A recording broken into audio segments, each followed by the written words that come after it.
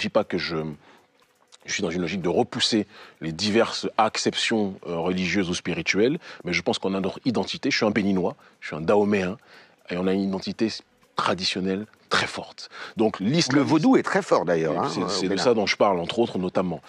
Et quand je vais voir les Turcs ou les Russes, ils voient un Africain. Ils ne voient pas quelqu'un qui serait de leur école ou autre, mais ils voient un Africain souverainiste qui se bat pour les siens et qui aujourd'hui est très suivi.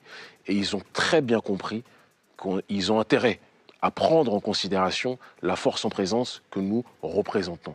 Maintenant, pour ce qui est de l'islamisme, votre gouvernement a une grosse responsabilité dans la montée de cet islamisme, puisque quand on fait assassiner Kadhafi, qui était un rempart à cet islamisme-là, qui déstabilise la bande du Sahel, Ça chute, déstabilise. Évidemment, ça laisse tous les fous furieux venir essayer d'étendre leur influence. Mais il y a face à eux une montée aussi de ce souverainisme africain polymorphe. Il y a au Burkina, par exemple, des musulmans, des chrétiens, des traditionalistes qui sont là, mais qui ont tous comme rameau de défendre l'Afrique avant tout.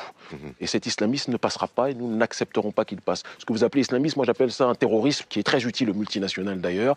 Et donc sans faire de complotisme en tant que tel, je vous le dis et je vous le répète, ceux qui sont les créateurs de ce Frankenstein, ils sont plus du côté de Paris ou de Washington que du côté de Ouagadougou ou de Bamako. Alors, vous êtes fait connaître et vous avez répandu votre réflexion à travers une trilogie, Supranégritude, le tome 1, le tome 2, Black Nihilisme, le tome 3, l'Afrique libre ou la mort, où vous rendez hommage d'ailleurs à nombre de figures africaines. On retrouve Thomas Sankara, mais on retrouve aussi des figures noires qui ne sont pas africaines, comme Elido Mota, qui est un des syndicalistes antillais. Mais qui est afrodescendant. Mais qui est afrodescendant par définition. Et vous sortez un nouveau livre, un livre très théorique sur la philosophie de la panafricanité fondamentale, chez Fiat Lux. C'est quoi cette panafricanité ? La panafricanité, c'est un état de fait. C'est partir du principe que si nous sommes capables d'enlever, de nous désaliéner complètement, de revenir à notre paradigme originel, de sortir des différentes formes de colonialisme qui nous ont asphyxiés psychologiquement, intellectuellement et spirituellement, si nous revenons à nous-mêmes, nous sommes capables d'être dans cette logique d'unité originelle. C'est être aussi capable de comprendre que nous sommes dans un monde qui est la globalisation de l'occidentalisation. On nous a présenté la modernité comme le seul mode sociétal en tant que tel, et on nous a parlé de la tradition comme quelque chose qui devait être proscrit. Parce que ceux qui sont quelque part le peuple récipiendaire de cette modernité pensent que tout ce qui est nouveau comme lui est bon et tout ce qui est ancien comme les peuples qui l'ont précédé est mauvais. Eh bien moi je pars du principe que ce qui est ancien est plus proche de l'origine de la création et plus proche quelque part de la bonne direction que Racine. En fonction du temps qui passe, en fonction du progrès qui se fait, le progrès qui nous est présenté par l'Occident, je suis désolé, mais ce n'est pas un progrès qui est valable pour tout le monde. Le progrès pour vous est peut-être une dégénérescence pour nous. Alors, je vais faire apparaître un homme sur cet écran qui a écrit une phrase, qui a dit une phrase absolument... Je la devine. Extraordinaire, oui. D'après moi. Hein. Oui, Mais je voudrais savoir si elle est compatible avec ce que vous dites. Donc, il s'appelle Léopold Sédar Senghor. Je vous assure que j'ai... Allez-y, allez-y. Et la phrase, c'est « L'orgueil d'être différent n'empêche pas le bonheur d'être ensemble ». Alors, déjà, non, c'est pas possible. Alors déjà, pour commencer, Senghor est très loin d'être une référence pour moi, et de tous les apôtres de la négritude, c'est vraiment celui que j'apprécie le moins en toute objectivité. Vous préférez Césaire ? Il n'y a pas photo. Et si je vais aller plus loin, je préfère Léon Gontran Damas, qui pour moi était le plus, pour employer un terme de jeune, était le plus thug de tous. Maintenant, pour revenir sur cette phrase, moi je crois en l'union des peuples, dans le respect de leurs différences, en effet. C'est ce qu'il dit. Tout à fait, mais il faut toujours préciser que pour qu'il y ait union, il faut qu'il y ait justice. Pour qu'il y ait union, il faut qu'il y ait cessation des pillages.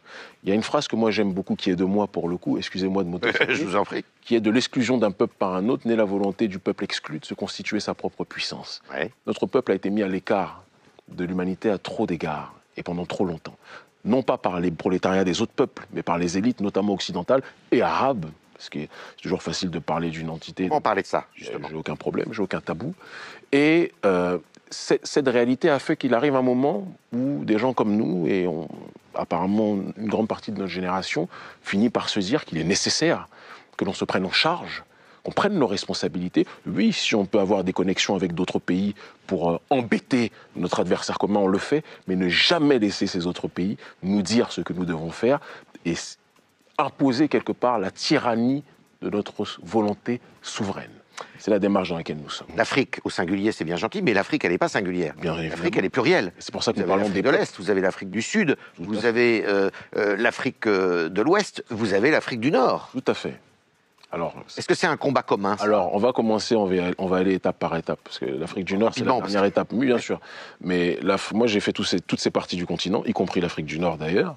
J'ai fait l'Afrique de l'Est à de multiples reprises, j'ai fait l'Afrique australe à de multiples reprises, l'Afrique centrale, l'Afrique de l'Ouest. Il y a des différences. Parler de l'Afrique du Sud, c'est évidemment l'Afrique australe. Bien évidemment. Et il y a des différences évidentes. C'est une mosaïque, mais il y a des points communs aussi foudroyants pour ceux qui sont dans une logique de vouloir les étudier en réalité avec profondeur. Et différents anthropologues, différents historiens ont fait ce travail bien longtemps avant nous.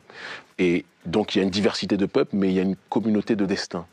Parce que qu'on le veuille ou pas, quand on va à l'extérieur, que vous soyez éthiopien, que vous soyez sud-africain, que vous soyez camerounais ou congolais ou autre, vous serez toujours considéré comme un nègre. Ça signifie beaucoup de choses. Pas quand vous êtes algérien ou tunisien. Ah, c'est sûr que quand vous êtes algérien ou tunisien, vous n'êtes pas considéré comme un nègre, mais vous pouvez être traité comme un sale arabe, qui est quand même, quelque part, une vision d'ostracisme réel que l'on peut constater. Mais le traitement des Noirs et des Arabes est différent, nous avons des réalités différentes, même si quand vous allez au Maroc, vous voyez aussi énormément la communauté gnawa et énormément d'afro-descendants, de négro-africains descendants qui sont présents dans ces pays. La traite orientale a été, si on en croit les historiens, bien pire peut-être que la traite occidentale. Si vous me parlez de Pétré Grenouillot, vous comprendrez que je ne prenne pas trop au sérieux ces travaux, chacun a ses références. Maintenant, il y a une évidence, l'esclavage, la traite orientale, a été une traite profondément négrophobe, raciste, violente. C'est un fait, un élément factuel, il n'y a pas de tabou dessus.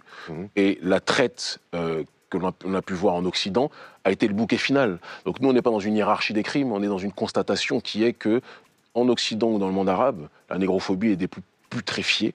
Et notre génération est là pour montrer que la fête est terminée sur ce terrain-là. Alors, en 1973, un certain président, à l'époque d'un pays qui s'appelait le Zaïre, Mobutu Sese Seko, fait une déclaration absolument tonitruante à la tribune, en parlant des négriers,